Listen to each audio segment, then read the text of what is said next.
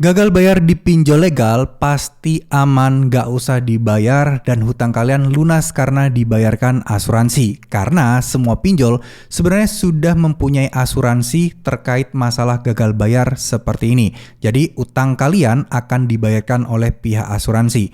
Bener gak sih demikian? Yuk kita akan bahas tentang masalah asuransi pinjol. Apakah kita bisa dengan enak, dengan sukarela dan utang kita akan otomatis lunas jika pinjol kita yang kita pinjam itu mereka diasuransikan atau ada asuransi terkait gagal bayar di nasabah-nasabahnya. Oke, kita akan mulai dari masalah asuransi. Asuransi ini sebenarnya apa sih? Kenapa kok ada bilang asuransi? Karena ada premi, terus kemudian kalau kita galbay berarti asuransi yang akan bayar utang kita. Nah, sebenarnya asuransi itu mirip-mirip seperti asuransi kesehatan dan lain sebagainya. Nah, masalah di pinjol ini beda lagi ya. Kalau di pinjol itu yang asuransi itu bukan kalian, tapi yang asuransi itu si pihak pinjolnya, antar perusahaan ke perusahaan. Jadi B2B ya, business to business. Dimana ini juga terjadi misal asuransi gedung kantor, kalau gedung kantornya kebakaran nanti akan diganti dan lain sebagainya. Mirip-mirip semacam itu. Jadi ketika ada nasabah yang gagal bayar, maka nasabah tersebut hutang-hutangnya akan diganti tuh sama si asuransinya.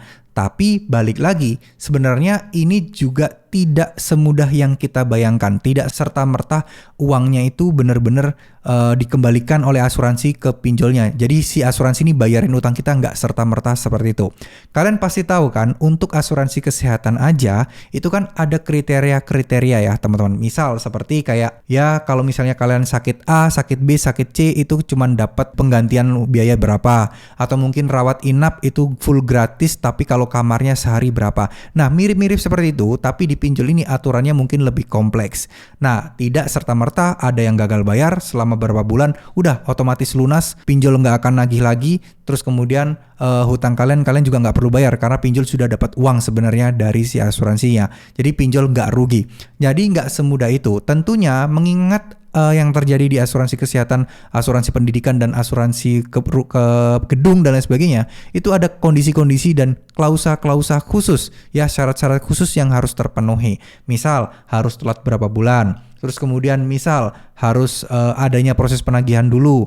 Misal kalian tidak bisa dihubungi. Nah ada klausa-klausa seperti itu. Dan totalnya berapa yang diganti. Nah ini yang tahu adalah si pinjol dengan pihak asuransinya. Kita nggak akan pernah bisa tahu karena itu adalah rahasia perusahaan. Kesepakatan rahasia perusahaan. Nah kenapa kok ada perusahaan asuransi mau mengganti dan membayar hutang pinjol kita? Ya karena itu program mereka. Si pinjol juga bayar premi tiap bulan atau tiap tahun. Sama seperti kayak asuransi mobil ya teman-teman. Misal dalam 1 tahun itu kalian harus bayar 5 juta atau 6 juta untuk asuransi. Nah kalau misalnya kalian tidak pernah kebaret lah mobilnya, tidak pernah nabrak lah, ya kalian tetap harus bayar itu preminya. Nah kalau kalian nabrak ya amit-amit ya, kondisi mobil kalian parah. Nah kalau mau asuransi kan tinggal bayar biaya admin sekian, nanti mobil kalian akan dibenerin sampai ya kalau ada yang pecah diganti yang baru kayak gitu-gitu ya. Nah itu adalah cara kerja asuransi ya, hampir sama dengan pinjol, cuman kompleks ya. Untuk masalah syarat-syaratnya itu cuman pinjol yang tahu ya. Memang pinjol nggak akan dirugikan. Terus kemudian masalah hutang gagal bayar kalian itu juga bisa pinjol itu mulai nggak nagih lagi karena pinjol merasa udah diganti kok sama asuransi, kalian nggak perlu bayar itu ya. Kita nggak perlu nagih-nagih lagi seperti gimana kepada si nasabah gagal bayar ini. Tapi persoalannya adalah apakah resiko kalian akan serta-merta hilang? Jawabannya sekecil sekali kemungkinan, karena sudah masuk slik OJK, maka ya kalian harus beresin utang kalian biar slik OJK kalian ini bersih lagi.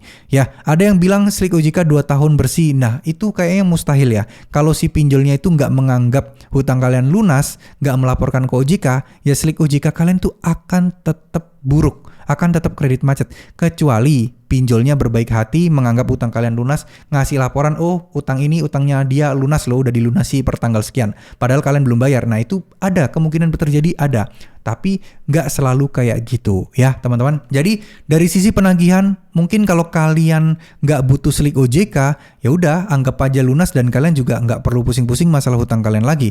Tapi yang jadi pertanyaan adalah kalau kalian butuh slik OJK, nah itu harus dibenerin dan dirapiin dulu teman-teman ya. Itu adalah cara kerja bagaimana kita untuk menanggapi masalah isu-isu asuransi bisa membayar semua hutang pinjol kita. Nah, itu adalah penjelasan singkatnya dari saya. Semoga kalian ada gambaran. Buat teman-teman yang punya uang dan bisa bayar utang, bayar aja. Karena utang itu jujur aja dibawa mati. Ya, teman-teman, kalian harus lunasi utang kalian meskipun setidaknya kalian nyicil sedikit-sedikit, nabung, setidaknya kalian bisa lunasi dan kalian bisa bebas dan gak ngotak-ngatik dan gak nyentuh pinjol sama sekali. Itu adalah tujuan yang harus teman-teman lakukan. Tapi kalau teman-teman bersikeras memang gak ada uangnya, ya gak apa-apa, galbe aja dulu. Niatkan tapi untuk membayar. Entah kapan bayarnya, mau 2 tahun, 3 tahun, 4 tahun, gak apa-apa. Yang penting niat, yang penting nabung aja. Ya mau Rp1.000 kayak Rp2.000 kayak kalian kumpulkan dengan niatan untuk membayar hutang kalian. Insya Allah semuanya akan dilancarkan, gak sampai bertahun-tahun. Insya Allah kalian pasti bakal bisa melunasi hutang-hutang kalian. Oke, terima kasih. Mohon maaf jika ada salah-salah kata. Wassalamualaikum warahmatullahi wabarakatuh.